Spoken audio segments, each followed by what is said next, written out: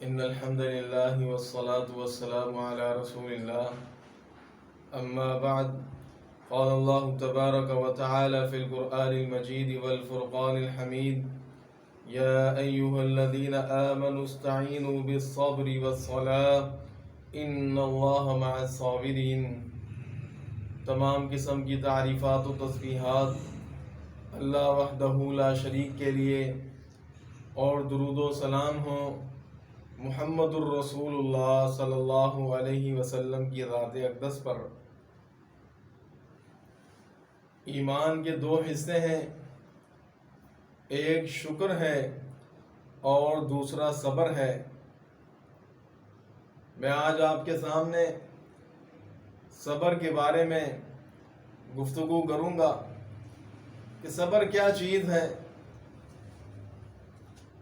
صبر کسے کہتے ہیں۔ انسان کی دو ہی حالتیں ہوتی ہیں، یا وہ خوشی میں ہوتا ہے، راحت و سکون کی زندگی بسر کر رہا ہوتا ہے، یا بعض اوقات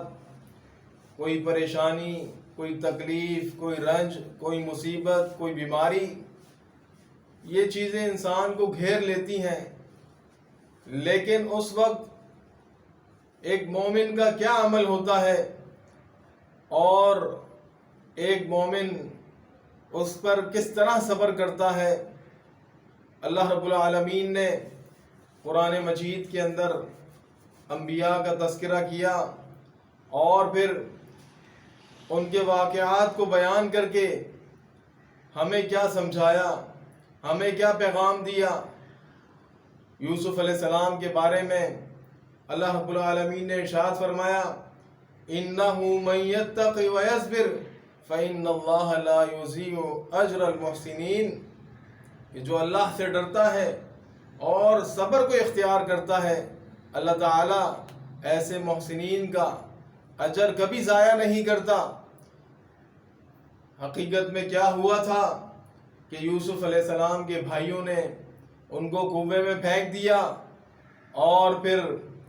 یوسف علیہ السلام کتنا عرصہ کنویں کے اندر رہے، پھر اس کے بعد قید و بند کی صعوبتیں برداشت کیں، اور پھر وہاں سے نکلے تو اللہ رب العالمین نے آپ کو مصر کا بادشاہ بنا دیا، اور وہی آپ کے بھائی جو آپ کی مخالفت کر رہے تھے، جنہوں نے آپ کو حسد کی بنا پر کنویں کے اندر پھینکا تھا، آج وہ آپ کے سامنے سوالی بن کر آئے، آپ کے پاس غلہ لینے کے لیے حاضر ہو گئے۔ اور پھر اللہ رب العالمین نے ایوب علیہ السلام کا ذکر کیا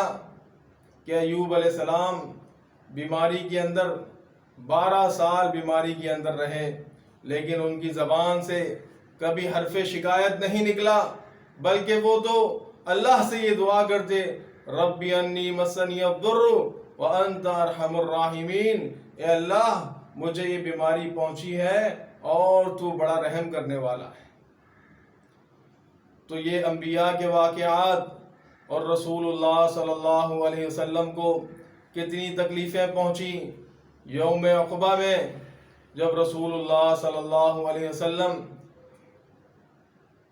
کافروں کو اسلام کی دعوت دے رہے تھے، تو اس وقت بھی رسول اللہ صلی اللہ علیہ وسلم نے ان کو اسلام کی دعوت دی، لیکن انہوں نے آپ کی دعوت کو قبول نہیں کیا۔ آپ پریشانی کے عالم میں غمزدہ ہو کر اپنا منہ نیچے کر کے وہاں سے چل دیے، آپ کو ہوش نہ رہا کہ آپ کہاں پر ہیں۔ جب قرن الثعالب جو اہل نجد کا میقات ہے وہاں پہنچے تو آپ کو ہوش آیا، اور آپ نے جب آسمان کی طرف دیکھا، ایک بادل کا ٹکڑا آپ کے اوپر سایہ کیے ہوئے۔ آپ جب دیکھتے ہیں اس میں جبریل علیہ السلام ہے، جبریل علیہ السلام کہتے ہیں: اللہ کے رسول، میرے ساتھ یہ پہاڑوں کا فرشتہ ہے، اور یہ آپ سے کچھ کہنا چاہتا ہے۔ رسول اللہ صلی اللہ علیہ وسلم کو وہ فرشتہ کہتا ہے: اللہ کے رسول، آپ حکم کریں، میں ان دونوں پہاڑوں کو آپس میں ملا دیتا ہوں، یہاں کے رہنے والے سارے تباہ و برباد ہو جائیں گے۔ لیکن رسول اللہ صلی اللہ علیہ وسلم نے کیا فرمایا؟ ارجو ان یخرج اللہ من اصلابہم، کہ میں اللہ سے امید کرتا ہوں کہ ان کی پشتوں میں سے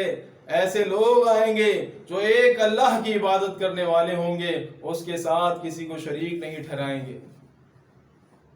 یہ رسول اللہ صلی اللہ علیہ وسلم نے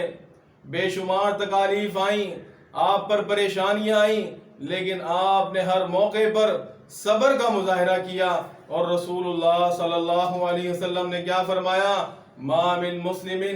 یصیبہ اذن، کسی بھی مسلمان کو کوئی بھی تکلیف پہنچتی ہے، شوکۃ فما فوقہا، کوئی کانٹا چبھتا ہے یا اس سے بڑی کوئی تکلیف آتی ہے، تو اللہ رب العالمین کیا فرماتے ہیں؟ رسول اللہ صلی اللہ علیہ وسلم کیا فرماتے ہیں کہ اللہ رب العالمین اس کے گناہوں کو اس طرح مٹا دیتا ہے، کما تحط الشجرۃ ورقہا، کہ جس طرح درخت سے پتے گرتے ہیں، اس صبر کرنے کی وجہ سے اللہ رب العالمین اس بندے کے گناہوں کو گرا دیتا ہے۔